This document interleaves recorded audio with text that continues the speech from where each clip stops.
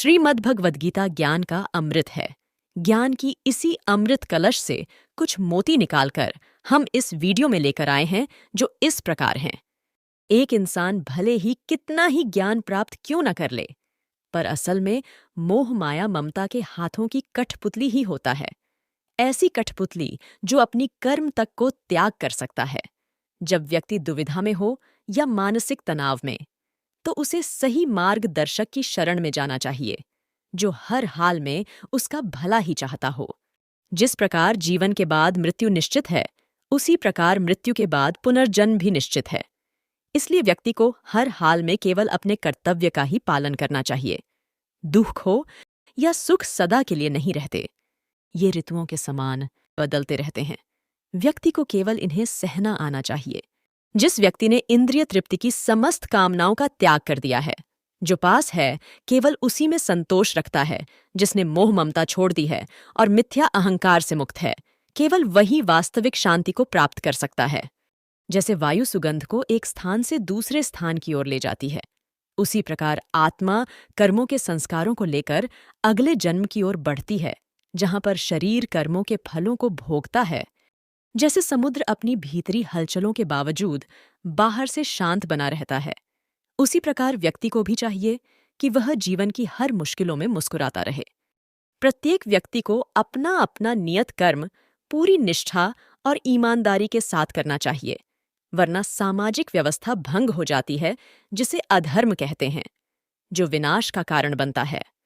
जब आपके किए प्रयासों का फल देना किसी दूसरे के हाथों में है, तब आपको अपना सारा ध्यान केवल अपने काम पर ही लगाना चाहिए, फल पर नहीं, और असफल होने का कारण खुद को नहीं मानना चाहिए। बस अपने काम को बेहतर और बेहतर बनाते रहें। आपको एक दिन अपनी मनचाही सफलता मिल ही जाएगी, लेकिन यदि आप हार मानकर बैठ जाएंगे तो आपको कुछ भी हाथ नहीं लगेगा। व्यक्ति को चाहिए कि वह ज्ञान पाकर सबसे पहले अपने आप को काबिल बनाए, उसके बाद उस समाज को ऊपर उठाए जिसने उसे इस लायक बनाया है, और ऐसा आदर्श बने कि और लोग भी प्रेरित हो। योग असल में संतुलन का नाम है। जिसका तन, मन तथा बुद्धि संतुलन में नहीं, वह ध्यान भी नहीं लगा सकता। ध्यान से ही आत्मिक शांति मिलती है। काम, क्रोध तथा लोभ नरक को जाने वाले 3 द्वार हैं।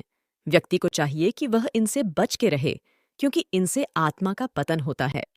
ईश्वर को पाने का सबसे सरल तरीका है ईश्वर में पूरी श्रद्धा रखना, यानी भरोसा रखना। दूसरा है सब्र रखना, यानी भगवान के घर देर है अंधेर नहीं। समय पर आपको सही चीज मिलेगी और सत्य की ही जीत होगी। शरीर नाशवान है, धन संपदा साथ नहीं जाती, केवल धर्म ही साथ जाता है। जो जैसे कर्म करता है वैसी ही गति को पाता है, यानी जो अच्छे कर्म करता है वह उत्तम गति को प्राप्त होता है, और जो नीच कर्म करता है वह निम्न योनियों को भोगता है। इस मानव योनि का एकमात्र लक्ष्य है मोक्ष पाना।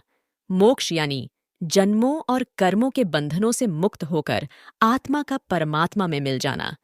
कोई ज्ञान के रास्ते मोक्ष को पाता है, कोई ध्यान के, तो कोई भक्ति के रास्ते।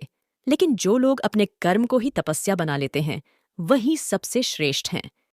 इसके साथ हम इस वीडियो को यहाँ समाप्त करते हैं। कमेंट करके बताएं कि ये वीडियो आपको कैसा लगा। आपका धन्यवाद।